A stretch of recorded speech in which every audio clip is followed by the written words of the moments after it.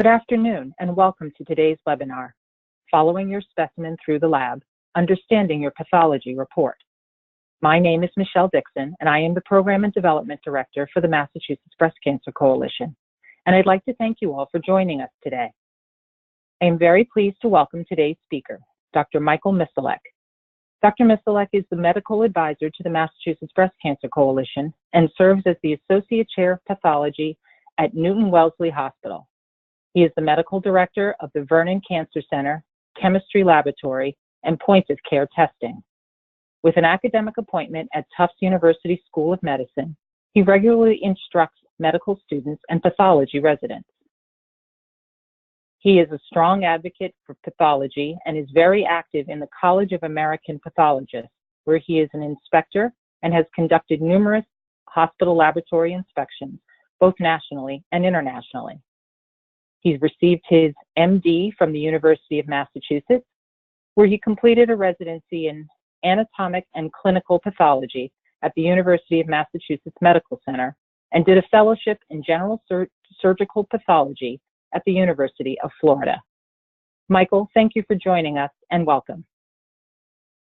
Thank you, Michelle. It's quite an honor to be speaking to everybody here. As Michelle mentioned in her kind introduction, I'm the medical director, the advisor for the Massachusetts Breast Cancer Coalition. I'm also currently the associate chair of pathology here at Newton-Wellesley Hospital. Today's topic, following your specimen through the laboratory and understanding your pathology report. I wanted to give everybody a background on what it is exactly a pathologist does, how we operate behind the scenes, but really hand in hand with your primary care doctors, your specialists, and in so doing, take you on a journey of your specimen. Both will look at the blood specimens that your doctor will collect from you, or a tissue biopsy, or a resection, or anything that's taken from your body. I'm going to take you on a tour here through the lab, how that's handled each step of the way, and how ultimately it will end up under my microscope here, of which I will examine, render a diagnosis, and we'll go through that process. We'll also look at a generic pathology report, draw your attention to some important elements that you should be looking for if you do request your laboratory reports. I'll also take it one step further and show you what we do with that pathology report, how we discuss that with other doctors, specifically in a tumor board format. And I'd like to touch on some elements of precision medicine, which is an emerging field many of you have heard about, have seen in the press and literature, and show you how we're working with precision medicine today and now on patients. And finally, I'll hope to end with a few words on consults. It's a novel opportunity that's just beginning to grow, but you can meet with your pathologist. You can meet with me. You can ask to meet with your pathologist to go over questions in your report that you might not understand. So let's start off. Who are pathologists? We're medical doctors. We're experts in diagnosing diseases. And as such, we impact nearly all aspects of patient care. You can imagine any medical decision is usually based off of knowing some laboratory results. And the pathologists are the purveyors of laboratory quality, making sure there's diagnostic accuracy in those instruments that are generating the reports, the data, the analysis of your blood or tissue specimens. We diagnose cancer, we diagnose chronic diseases. We also work on prevention and primary care, things like overseeing testing for lipid panels, other markers of early heart disease, high blood pressure, coronary vascular disease. A lot of that testing comes through the laboratory, and as such, it passes through the pathologist's desk. The role of the pathologist, effective treatment always begins with the right diagnosis. When you think about it, as I mentioned, any medical decision is based on knowing the diagnosis, and it's the responsibility of the pathologist to get the right diagnosis. We're a critical member of your healthcare team that you might not always see or recognize, but we are there working hand in hand with your primary care physician, your specialist, surgeon, radiologist, oncologist. We all work very closely as a team, and I'll hope to highlight that towards the end of the presentation when we talk about tumor boards. The pathologist combines an understanding of disease at the basic science level, along with mechanisms for laboratory testing, and we combine that with our knowledge as a physician of medicine and of disease. And I personally enjoy it because it's a combo of being a scientist and also a doctor, a problem solver. As such, we work very closely to improve outcomes and rein in healthcare costs. One of the drivers for the increasing expenditure on healthcare costs is increased testing.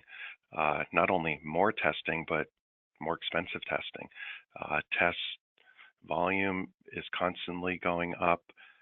The price of tests goes up, as does some of the esoteric molecular testing to navigate the world of precision medicine. Some of those test costs are going up, and it's the responsibility of the pathologist to try and strike the right balance to deliver on value, meaning we're working towards decreasing costs while improving outcomes for patients, and that translates to improved value. We enhance the care coordination among your healthcare team, strengthen the value and continuity of clinical outcomes, as I mentioned, and we also do quite a bit of research. Sitting in the laboratory here, a lot of data passes through the hospital, so we are easily able to mine that data to look for patterns, trends, and work with our colleagues to support evidence-based outcomes research. We often will come up with best practices for how a particular disease should be worked up, the algorithms for approaching a particular disease, the appropriate tests to order, and the appropriate next steps when reviewing those tests, in the hopes that this all relates and ends up in delivering greater efficiency for healthcare dollars. As I mentioned previously, we see all sorts of diseases. We're often the first physicians to diagnose common illnesses such as diabetes, elevated cholesterol. Other physicians rely on us to interpret Pap smear results. So as you can see, any specimen that comes from a patient that goes through a laboratory is going to wind up passing by the pathologist at some point, whether it's to oversee the quality, accuracy, precision of the testing that's done, or if it's to look at the cells under a microscope to render a diagnosis. One of the mantras of the College of American Pathologists, which is our credentialing agency for all pathologists, is that we like to say that we help other physicians order the right test at the right time for the right patient, meaning there's appropriate utilization of tests. We ensure that there's high quality among the laboratory testing, and in so doing, we have a role in public health. We will report, we're required to report to the state certain diseases that we discover here. A patient who is found to have hepatitis C, we will report that to the state so that there's an appropriate epidemiological archiving of diseases. We diagnose by studying specimens under a microscope, such as biopsies of polyps or other procedures a patient may undergo. We have a role in testing for genetic disorders. Patient may have a history of several different types of cancers within their family, and they present to their family doctor wondering whether they might have a inheritable cancer syndrome. We assist their doctor in choosing the appropriate test and making sure the patient is tested. We look at skin biopsies. We help our neurology colleagues in diagnosing nervous system disorders. We work closely with infectious disease experts. The microbiology lab is a major area of the lab, and we oversee the cultures that go on there and make sure that patients are worked up appropriately. We work very closely with hematologists in their caring for patients with blood cell diseases. We also work extremely closely with our pediatric colleagues and neonatologists. So really, it's the whole spectrum of patients from newborns to geriatrics. The pathologist has some role in that we ensure the accuracy of every test.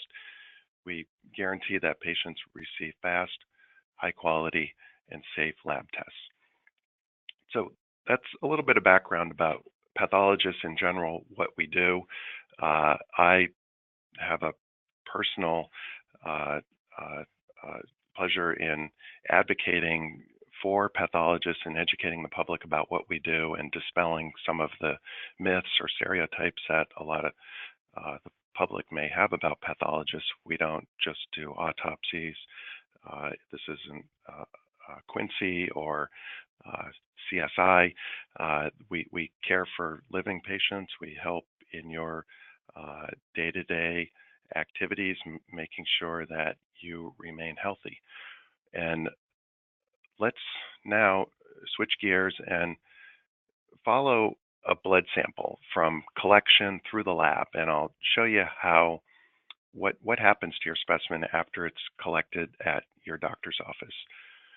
So as part of routine screening or based on how you feel, your doctor may order some blood tests. It can be a routine child visit, a routine adult visit, whatever the reason is, your doctor may order some tests.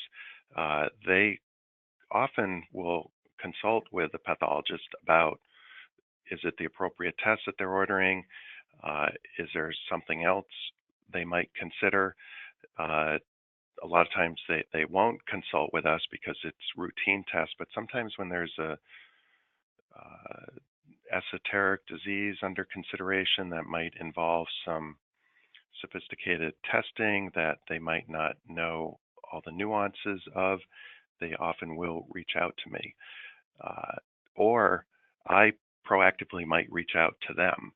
I do see all the orders that come in through the hospital, through our community outreach, and we have systems in place that will flag unusual or rare test requests, something that may be very expensive, costly, that may be a rarely used test, and those will come to my attention where I can review it and just make sure the clinician wanted to order that test, and I may give them a call and make sure that they're certain that that's the test they want, or maybe offer them another test if I feel that that's a little bit excessive at that point of the workup.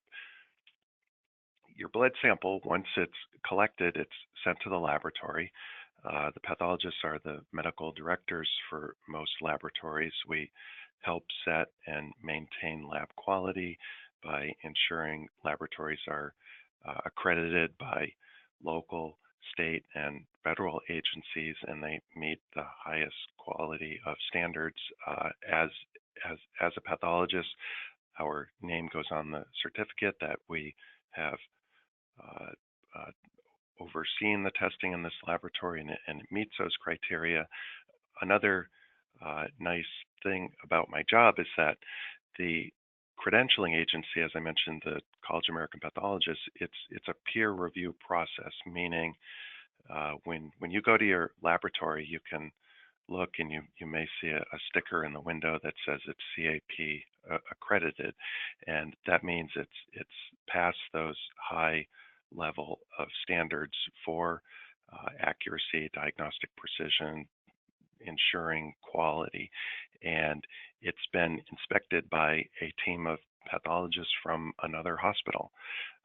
It's not uh, bureaucrats behind a desk somewhere in Washington. These are inspected by everyday pathologists who are working in the trenches along with the pathologists at that hospital. So uh, hospitals will get inspected by other teams of pathologists, and we will reciprocate and inspect other hospitals as well. And that's really something unique in the medical field, to have that level of peer review of other procedures, policies that go on. Uh, the next few slides here are a few images of the laboratory here. Um, this is our chemistry lab, and this is a fairly common layout for a hospital laboratory. It's usually a big room. It'll be divided between the different sections of the laboratory, this being chemistry. And what you see here are, there's a lot of instruments, there's a lot of automation that goes on. This next shot here is one of the automated instruments. You'll see it.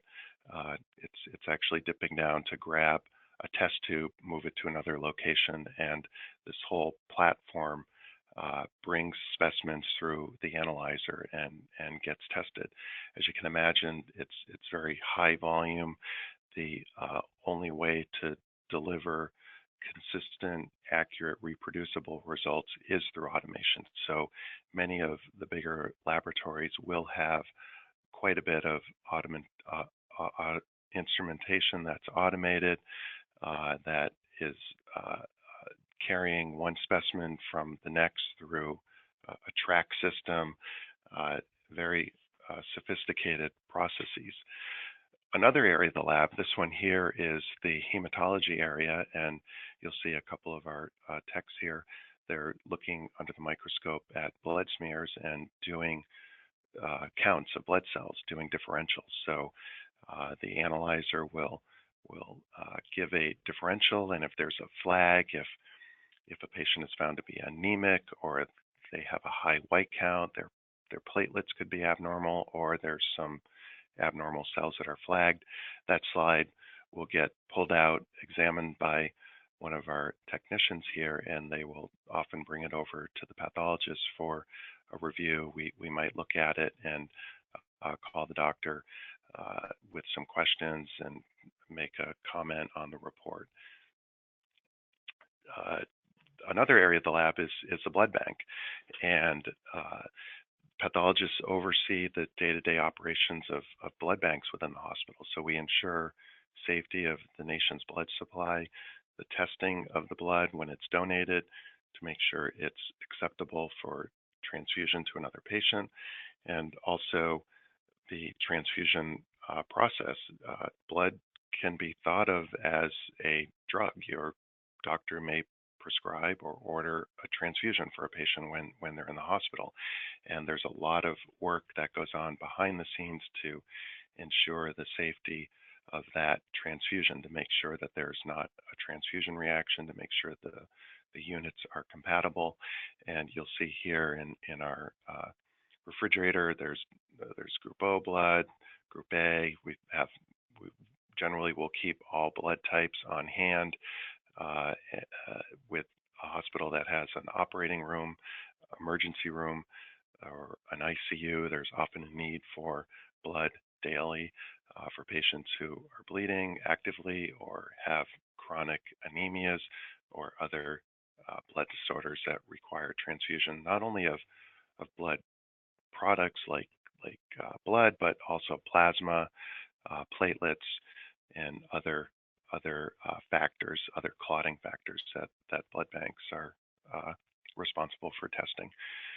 The microbiology lab is another portion of a hospital lab, and here's a shot of our micro lab. And the first thing I think that jumps out at you is there's stacks of petri dishes all over, and that sort of gives you an idea of the number of cultures that come through on a daily basis. These are all urine cultures, blood cultures, wound cultures, smears of throat cultures, other aspirates that may come from the operating room from a surgeon who may be culturing a wound, a pulmonologist who may be doing a bronchoscopy and submitting specimens for culture there, working up pneumonia, anything that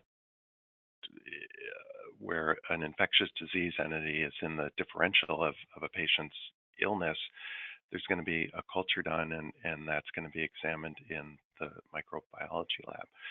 So those are the main areas of any laboratory, whether it's in a hospital or it's a standalone reference lab, is that you'll have microbiology, a blood bank, chemistry, and hematology areas. In the laboratory, those specific areas I showed you, your blood is going to be analyzed. The pathologist will review, interpret those test results, and if there's any flags on specimens, there's any data that's what we call a critical value. There could be a high potassium or a low sodium or glucose that's very high, or we may see abnormal blood cells. Those are usually immediately called to another doctor. The lab will notify the pathologist, will confirm the diagnosis, and often talk with your doctor about what those results mean. The vast majority of the results, though, are usually normal. They're electronically sent to your doctor. Your doctor will receive them electronically in their inbox, in their electronic medical record platform. We often will provide an interpretive report with some of those tests and potentially offer other tests if it's felt it's necessary to work things up further. These are some pretty staggering numbers that are commonly quoted in the pathology literature, is that laboratory tests account for 94% of all the data in a patient's medical record. That's impressive, I think. And when you think about it, it's not surprising, because if you've ever been in the hospital, it's on every single day.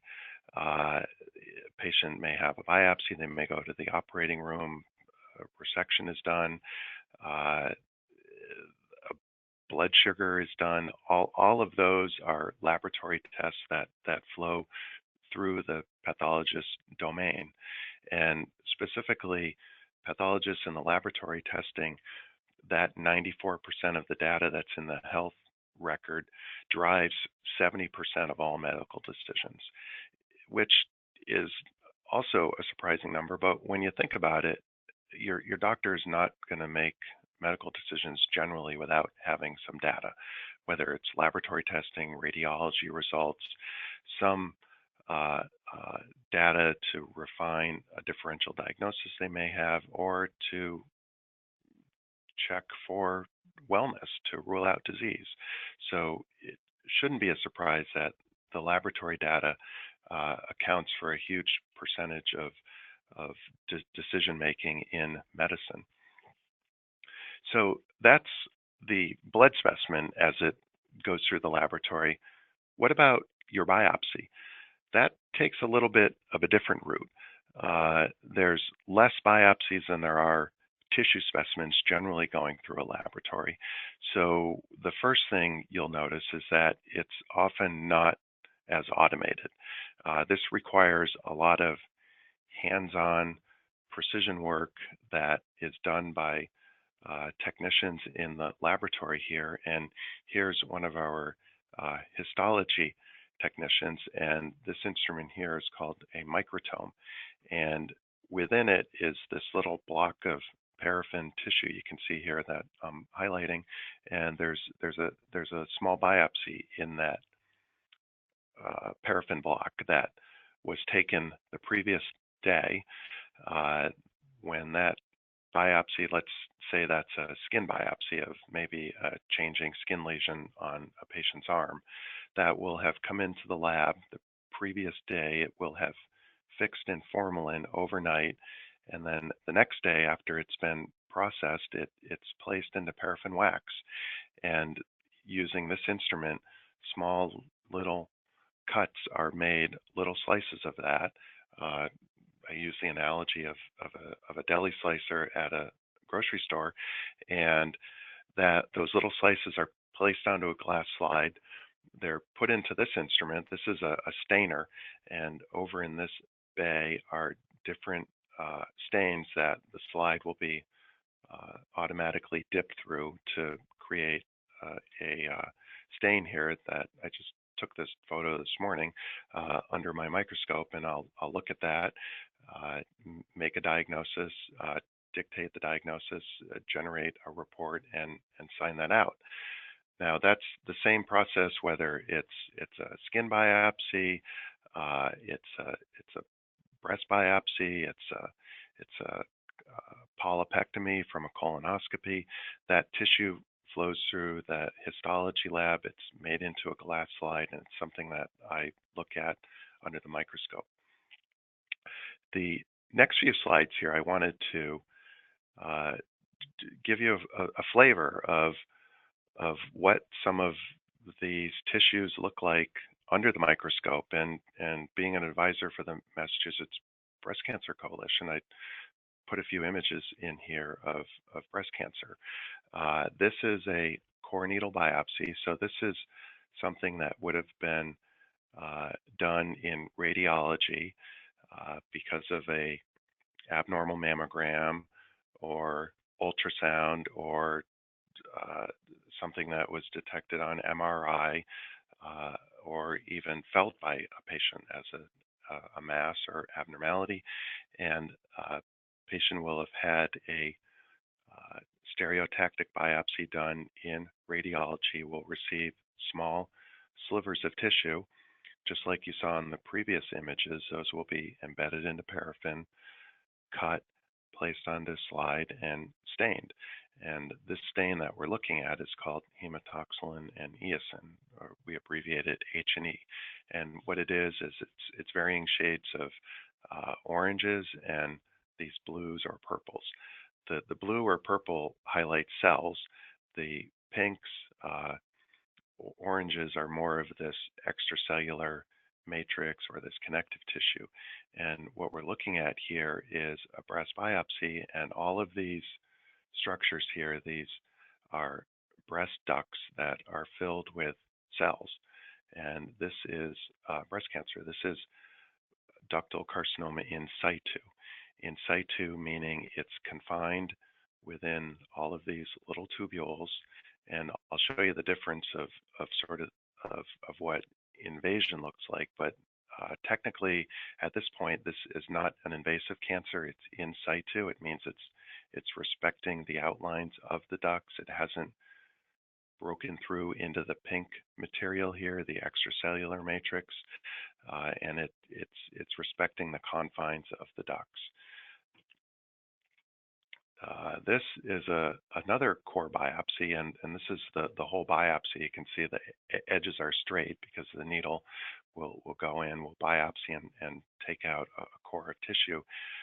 Here we see quite a different image. Instead of those ducts full of cells, we see these little tubules of cells that seemingly have no pattern here. There's this very haphazard distribution of cells that are randomly distributed throughout the pink material. And this is an invasive ductal breast cancer. Ductal because it's forming glands. It's trying to recapitulate the normal architecture of breast tissue, but it has broken out of the ducts that we saw previously, and it's invading into the surrounding tissue. The difference between in situ and an invasive carcinoma is that with invasion, now there's the potential for reaching the lymphatics and traveling to other areas of the body, usually first lymph nodes within the axilla or potentially bones, the liver, lungs, elsewhere throughout the body. So this is an invasive cancer. When the pathologist looks at this under the microscope, there's certain criteria we will look at. We report to your doctor. We'll go through that towards the end of the presentation when we go through a pathology report, but we simply wouldn't report this is an invasive cancer. There's a lot of criteria, a lot of prognostic factors, and additional stains that we do, and I'll show you some of those. Going back to this image, so this is what would qualify as a well-differentiated cancer. It's forming these little tubules and glands. At the other end of the spectrum, here's a different breast cancer, and you can see here there's really no tubule formation. It's forming masses, sort of coalescing groups of cells without a real pattern to it. You can't even make a distinction between individual cells like you could before. They sort of all merge together, and these darker areas are the nuclei of cells. These are the brains of cells, and you'll see some of them are enormous. They have different sizes. They should be all small and uniform, but with cancer, the nuclei often will enlarge, take on abnormal shapes, and this goes into our scoring of a cancer, and this one would qualify as a poorly differentiated cancer. There's even mitotic figures in here. This is a cell that is dividing, and that's another criteria the pathologist will look at, will score, and come up with a grade for the cancer. The images we've been looking at previously, as I mentioned, they're called H&E. They're hematoxylin and eosin. Now, we can substitute those dyes, those stains, and instead put an antibody on the cells. So what we see here is an antibody stain, and brown is positive. So you can see these tumor cells are brown, and specifically they're brown within the nuclei. This is a stain for estrogen receptor. So this is what it looks like if a breast cancer were ER positive. So this is what it means when a breast cancer is estrogen positive. The pathologist has done this additional stain and scored the nuclei as being positive for estrogen receptor. Now this one would be a strong positive. Some of you who may have seen pathology reports may know that there's different scores that we can do for this, and we will report out in percentages. Is it less than 1% scoring? Is it greater than 1%? Is it greater than 10%? Is it weak, moderate, or strong? And this is a example of a strong ER positive cancer. Another one of the routine tests that we'll do in breast cancer, we look at the hormone status. So we'll look at estrogen, we'll look at progesterone, and that shows a very similar staining pattern to the estrogen I just showed, but this stain now is for HER2. Many of you may know that HER2 is another target that sometimes breast cancers will express, and it offers a potential target for a particular line of chemotherapy to attack what's called a HER2 positive breast cancer. And this one, which is actually that poorly differentiated cancer I showed a few images ago where it was just a mass of cells, instead of staining the nuclei, you can see the nuclei here, it stains the cell boundaries, the cytoplasmic membrane here, because this is a receptor on the surface of cells. So it really highlights nicely, almost like a lattice work here, and this would be scored as a three plus positive breast cancer. Again, there's a grading system where it can be 0, it can be 1 plus, 2 plus, 3 plus. This would be a 3 plus HER2 breast cancer, and this patient would be eligible for Herceptin therapy, which is a chemotherapy agent that specifically targets this receptor that the pathologist has found by staining the breast cancer with a HER2 stain. So let's jump into how to read a pathology report. There's going to be certain elements that should be in every pathology report. I'll go through the basic items that, if you've ever downloaded a pathology report, seen a pathology report, or want to go look for your pathology report, you should be able to find these items. The first one, obviously, is the diagnosis. That's the point of the biopsy, is do we have a final diagnosis? So that is usually somewhere at the top of a report. It's probably bold, in bigger font than the rest of the report. It is easily found. It generally will stand out.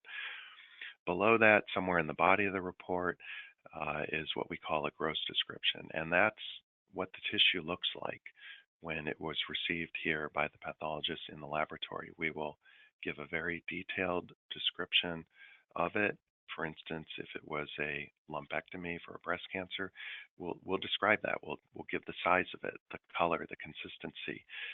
Did we find a tumor? How big does it look? How far away is it from the margins?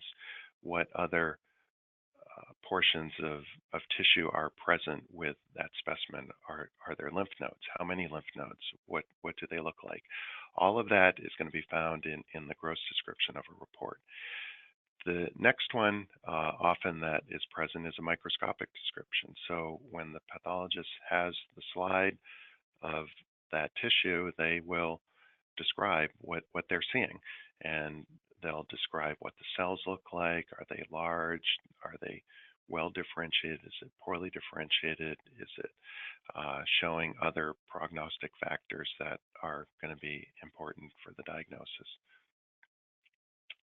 Other items that are often found in a pathology report, particularly if it's a pathology report for a resection, meaning it could be a lumpectomy for a breast cancer, it could be a lobectomy for a lung cancer, it could be a segment of colon, a colectomy for a colon cancer, a prostatectomy for a prostate cancer. There's going to be generally a synoptic report. And what a synoptic report is, it's essentially a laundry list of what experts have deemed are the most important features that should be reported for every cancer of that type for that organ.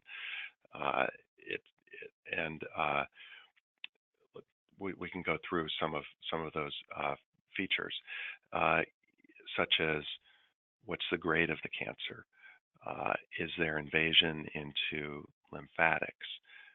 Were lymph nodes present? If so, were they negative? Were they involved by cancer? How many were involved by cancer? Was there extension beyond the lymph nodes? Was there invasion of other structures within the biopsy? Sometimes there'll be a comment on the report. Oftentimes, if a diagnosis is difficult or it's a controversial diagnosis, a pathologist may go into an explanation of why this is considered to be a tough case. They may have done additional staining to come up with a diagnosis. They may have consulted other pathologists, both within their group or at for me personally, if we have a very challenging case, I may show it to my colleagues here in the department, and if we have disagreements, we may send it out to an expert at Mass General or the Brigham or other places in the country where we may have preferences for different experts. And these are pathologists who may only look at breast cancer every day, all day long. And we, being general pathologists, we see quite a bit, but we may have some questions about subtleties or nuances of a diagnosis that we may want an expert to weigh in. And very commonly that pathologists will show cases around like that, and that will be documented in the pathology report if somebody else looked at it, who looked at it, and what did they think. This is a nice infographic, and if anyone's interested after the webinar, I can share the link for it or even send you the PDF, but it's a 2-page PDF, and here's the first page. We won't go through everything on here, but it's basically what we talked about, how to read your pathology report.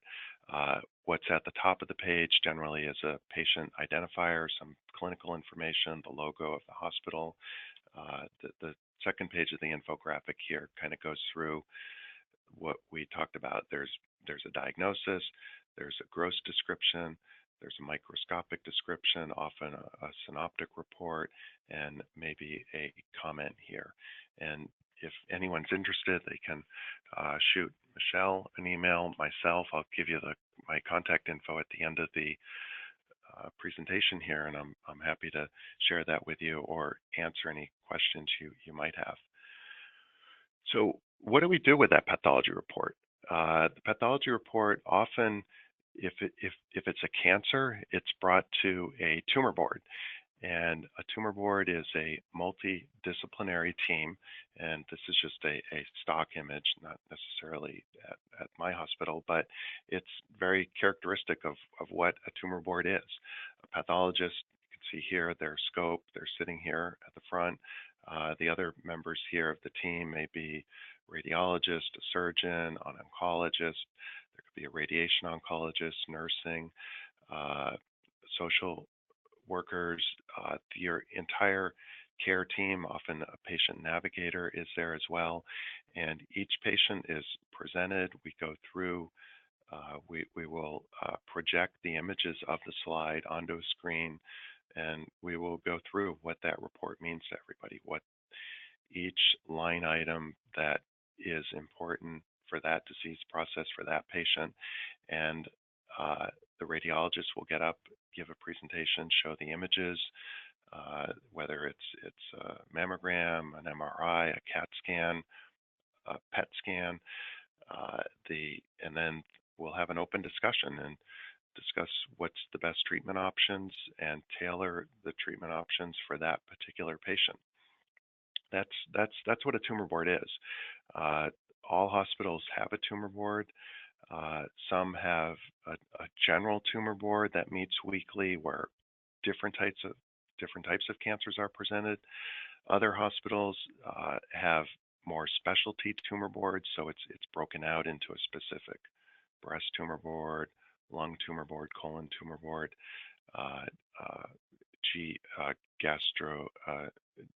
genitourinary tumor board, GU, GYN tumor boards. So each specialty may have its own collection of experts.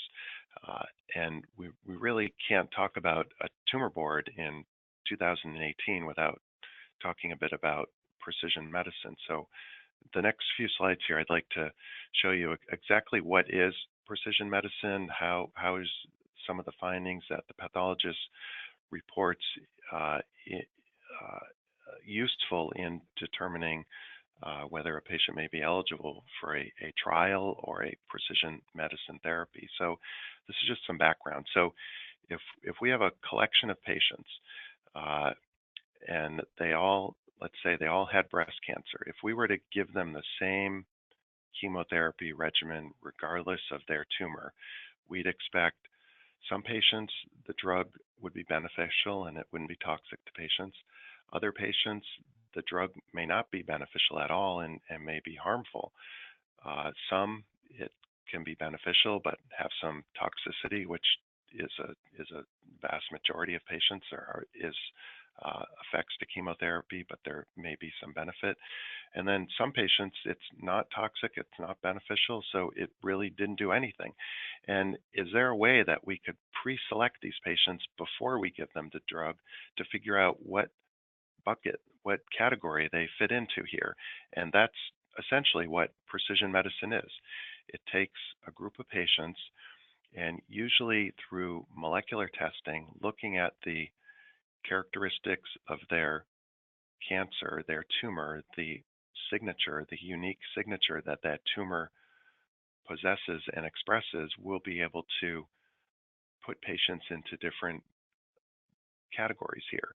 These patients may be found out, okay, they're going to respond to treatment A, whereas these wouldn't respond to treatment A, but respond to treatment B. So let's save them the agony of having to go through different treatment regimens only to wind up with this one where we can get them with, we can do the most benefit up front by matching them with the right drug at the beginning. Once again, that goes back to the pathologist mantra here of the right test for the right patient at the right time.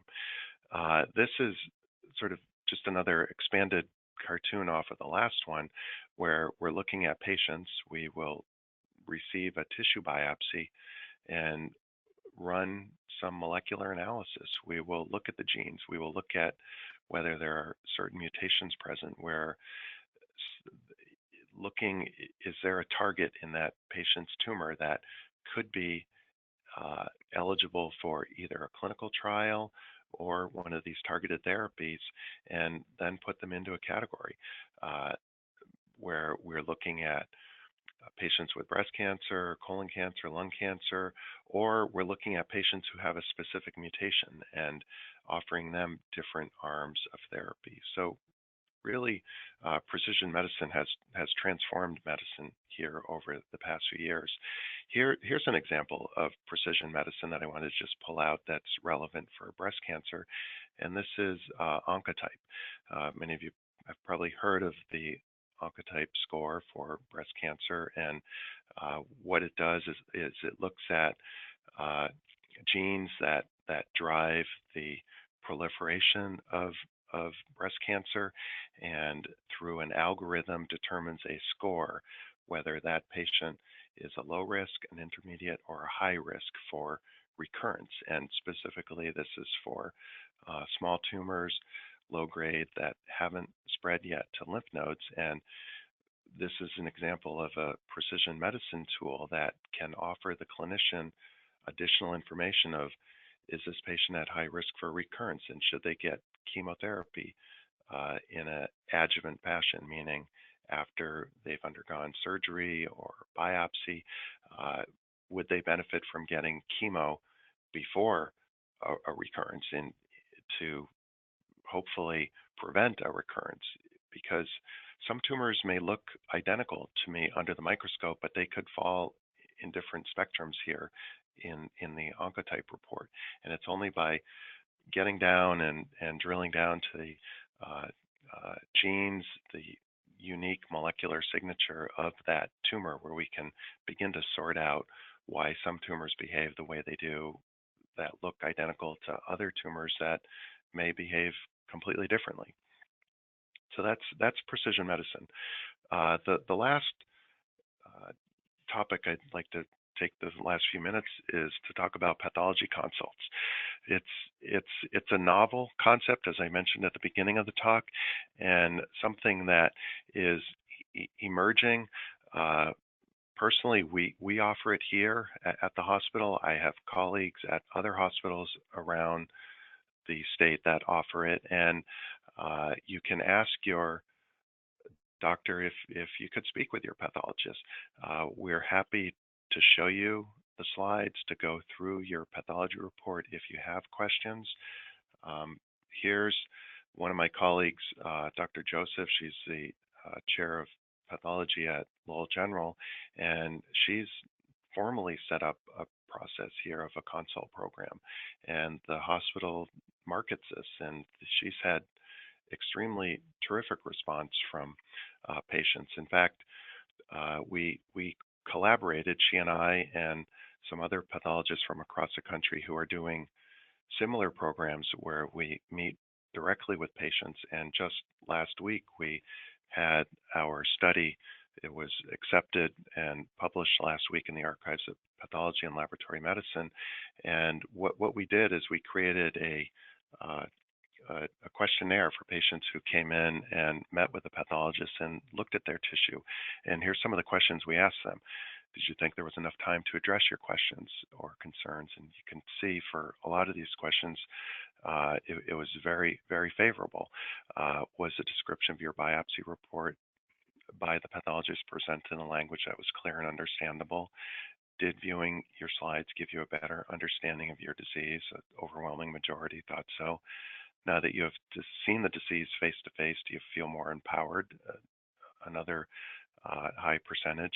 Would you be interested in coming back? A sizable percentage said yes. And would you recommend to another patient? And that was the highest marker. And that's probably the strongest indicator there, is that would they recommend it to another patient?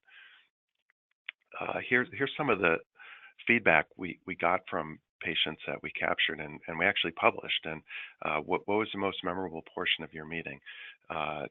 She is awesome. This is talking about Dr. Joseph. She was very patient with my questions, knowing about my condition at length. She was very patient, used words I was able to understand.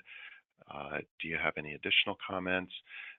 In fact, this comment right here formed the basis of the title for our paper, in that one patient said, let me see the dragon that I was fighting so that I wouldn't be afraid of the cancer and I could learn about it more. Others, this is a wonderful idea. I found the length of the session to be just right. And this was the first pilot study that we know of in the country and perhaps the world, where we captured some of this early data and have the pathology community pretty excited about this endeavor, and have now launched into a second phase where we're expanding this program across the country, and other sites are going to be offering similar services. So something to think about. It may not be for everybody, but certainly there are a lot of patients out there, I think, who previously weren't aware that they can meet with a pathologist, and that are finding out that you actually can, and it is of value and helpful. So just to summarize here, a couple of the things that we talked about. The pathologists are a critical member of your healthcare team. We help work with your other care providers in determining the right test at the right time for the right patient. We guarantee results, receive fast, high quality, and safe lab tests. All treatment, remember, begins with a diagnosis. And consider contacting your pathologist. We're happy to connect with you, to answer questions, and I think you would enjoy the experience.